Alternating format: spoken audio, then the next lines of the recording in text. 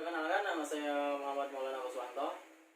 Saya dari STEMIK Bani Saleh, jurusan Teknik Informatika, semester 7. NPM saya 43A 87006170 Di sini saya diberikan tugas presentasi manajemen proyek, dan kebetulan saya membawa judul perencanaan dalam pembangunan perumahan. Dalam membangun sebuah perumahan, sebuah perusahaan atau developer membutuhkan izin kepada pemerintah. Dan izin yang pertama itu adalah izin prinsip. Izin prinsip ini dikeluarkan oleh Bapeda, yaitu Badan Perencanaan Pembangunan Daerah, di mana berisi persetujuan prinsip bahwa lokasi yang kamu ajukan disetujui atau diberi izin untuk dibuat bangunan atau perumahan. Sebelum mendapatkan izin ini, sebuah perusahaan atau developer wajib menyampaikan proposal kepada Bapeda untuk diuji dalam sidangnya.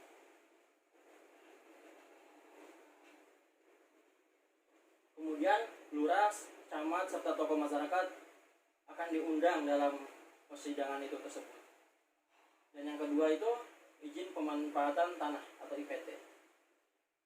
Dalam IPT ini adalah salah satu syarat lain yang harus kamu urus saat IPT tersebut. Dalam izin prinsip, IPT seringkali disebut izin perubahan tanah atau izin perubahan pemanfaatan tanah.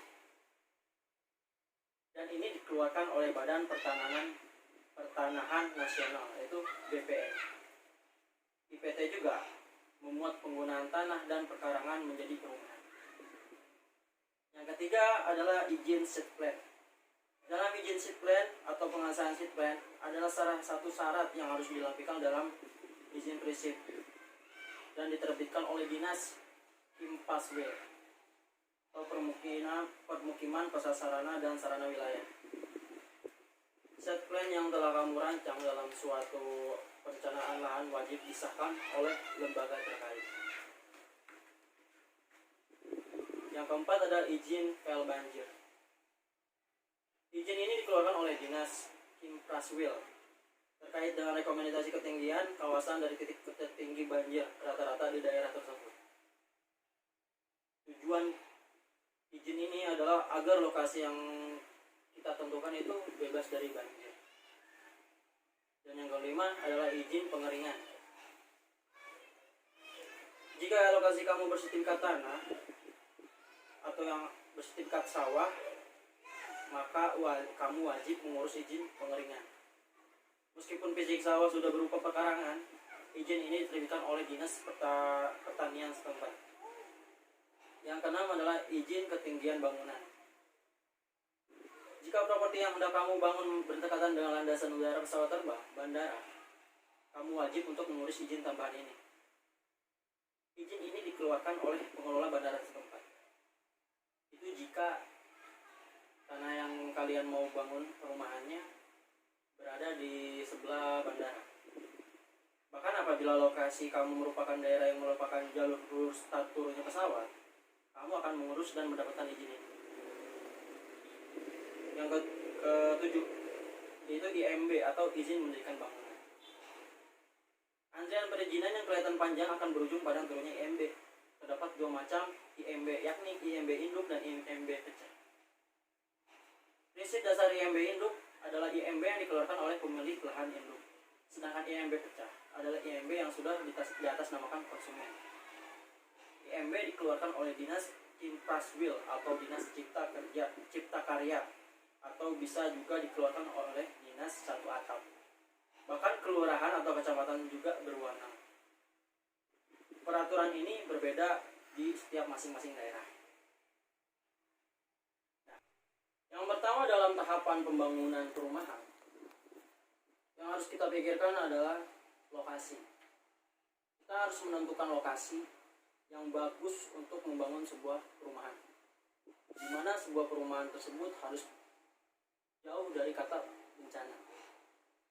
Dan yang kedua, kita harus menentukan budget. Budget di sini kita harus memperhitungkan perumahan kita ini kita harus membangun berapa perumahan.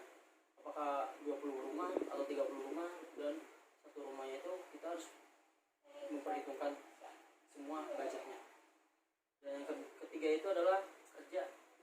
Pekerja di sini kita kalkulasikan untuk membuat satu rumah aja, jika satu rumah kita harus bangun 1 bulan harus kelar, berarti otomatis kita membutuhkan 2 tahun kurang untuk membangun 20 rumah. Dan yang keempat adalah bahan-bahan untuk pembangunan. Bahan-bahan untuk pembangunan ini kita pilih sesuai dengan perumahan tersebut. Apakah perumahan itu kayak klaster, KPR atau subsidi? Jika klaster atau KPR, kita akan memberikan bahan yang lebih bagus, sedangkan yang subsidi kita akan memberikan bahan yang standar. Yang kelima, kita harus menentukan maksimal kapan selesainya perumahan tersebut. Dan berikut adalah masalah-masalah yang timbul saat kita dalam membangun perumahan. Yang pertama adalah dalam perizinan. Terkadang warga di sekitar lokasi tersebut tidak mengizinkan untuk membangun perumahan, sehingga perizinan terhambat dan negosiasi pun akan dilakukan. Yang kedua, yaitu adalah pada kondisi cuaca. Ketika para pekerja membangun sebuah perumahan, kondisi cuaca yang tidak mendukung akan memperburuk pekerjaan kita, sehingga ketika kita membangun sebuah rumah akan terjadi lost time atau kerugian waktu. Yang harusnya waktu kita membangun sebuah perumahan itu butuh waktu 2 tahun kurang, mungkin bisa menjadi 2 tahun. Dan ketika perumahan itu sudah jadi, kita butuh seseorang untuk pemasaran. Di sini kita membutuhkan tim untuk memasarkannya. Yang pertama adalah tim yang bekerja secara offline. Yang bekerja secara offline itu adalah tim yang biasanya keluar rumah atau memasang spanduk dan membagi-bagikan brosur. Sedangkan tim yang memasarkan secara online, biasanya dia yang memasarkan di media sosial atau di media berita lain.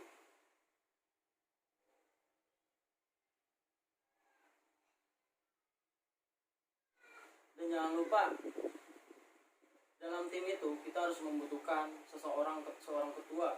Kenapa kita membutuhkan seorang ketua? Agar dia bisa memegang kendali dalam pemasaran tersebut, sehingga dalam memasarkan perumahannya menjadi objektif dan lebih kooperatif.